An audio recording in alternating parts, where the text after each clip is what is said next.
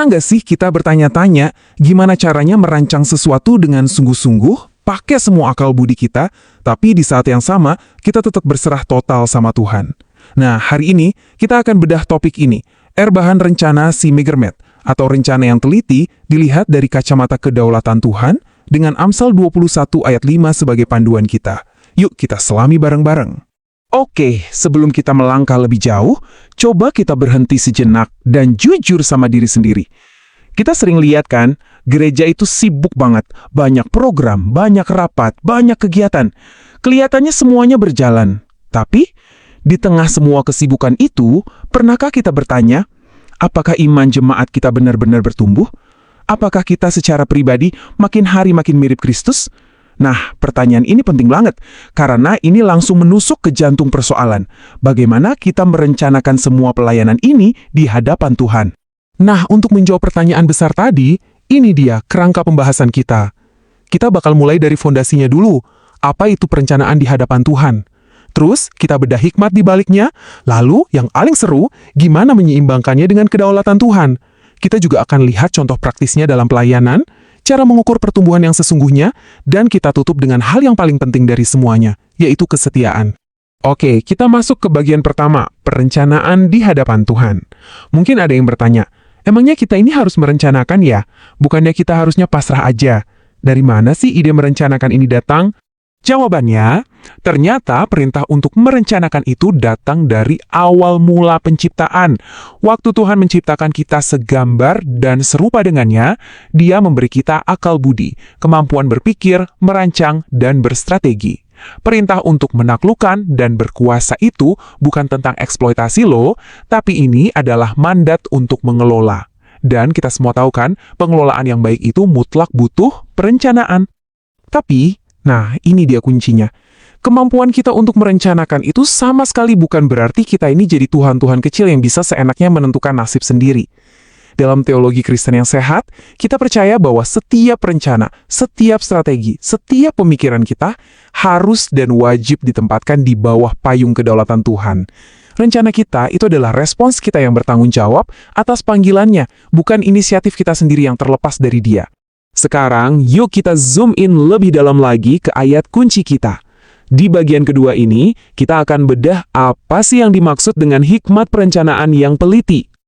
Ini dia ayatnya, Amsal 21 ayat 5. Luar biasa ya, ayat ini langsung menyajikan sebuah kontras yang tajam. Di satu sisi ada orang rajin dengan rancangannya, dan di sisi lain ada orang yang tergesa-gesa. Beda banget hasilnya. Mari kita kupas satu persatu. Anda tahu, ada yang sangat istimewa di sini. Kata Ibrani untuk rancangan di ayat ini adalah mahasyafot. Ini bukan sekedar ide iseng atau rencana di atas kertas. Mahasyafot itu berbicara tentang proses berpikir yang dalam, pertimbangan yang serius, menimbang segala sesuatu dengan matang.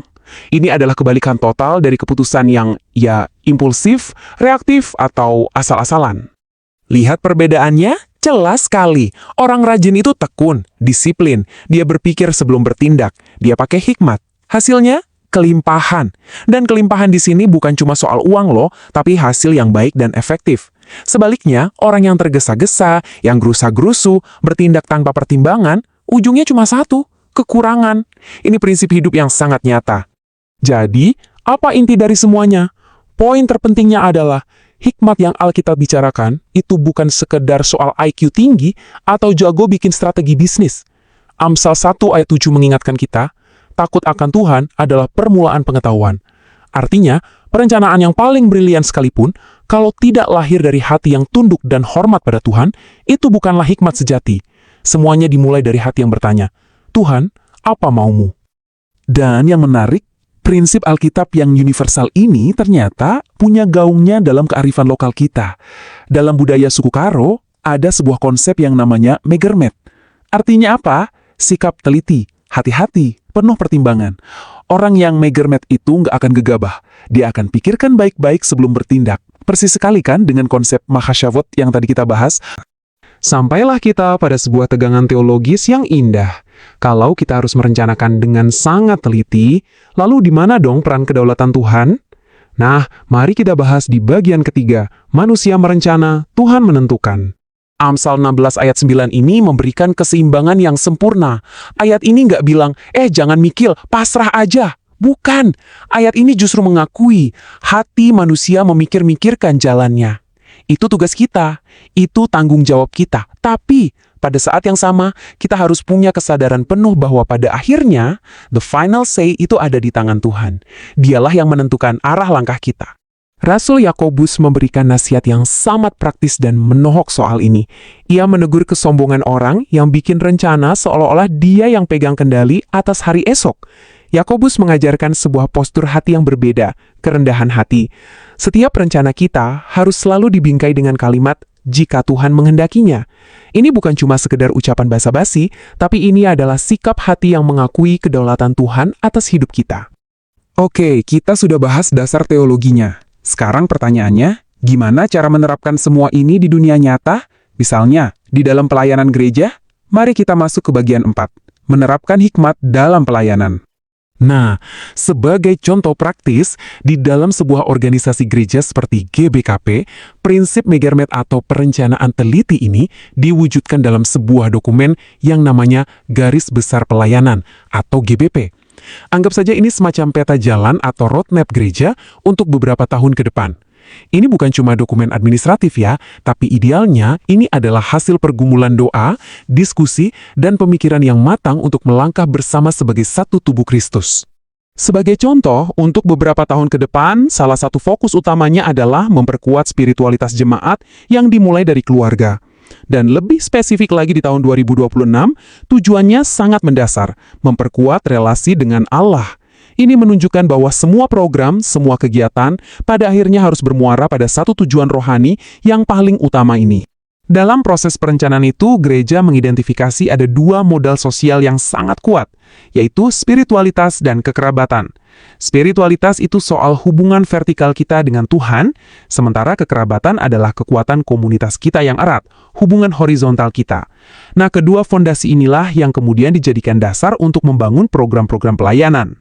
Oke, kalau tujuannya adalah pertumbuhan rohani, pertanyaannya sekarang, gimana kita tahu kalau kita berhasil? Ini topik yang sangat krusial di bagian kelima, mengukur pertumbuhan sejati. Gereja pastinya punya banyak sekali program kan? Ada ibadah rumah tangga, ada retreat, ada kelompok doa, PA, dan seterusnya. Tapi ada satu hal yang harus selalu kita ingat. Semua ini bukan tujuan.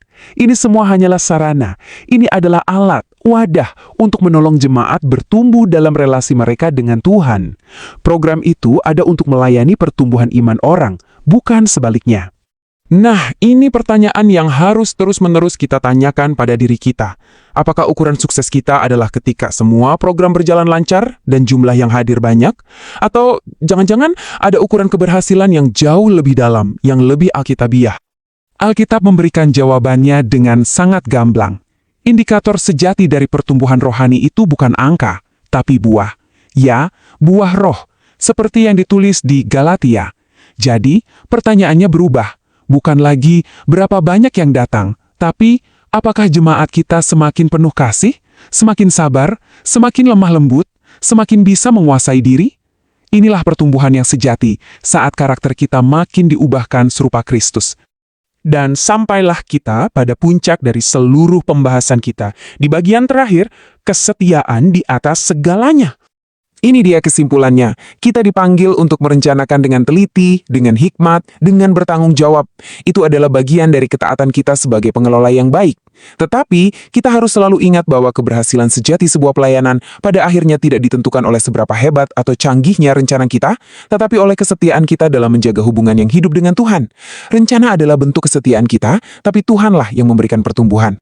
Saya ingin meninggalkan kita semua dengan sebuah pertanyaan untuk direnungkan.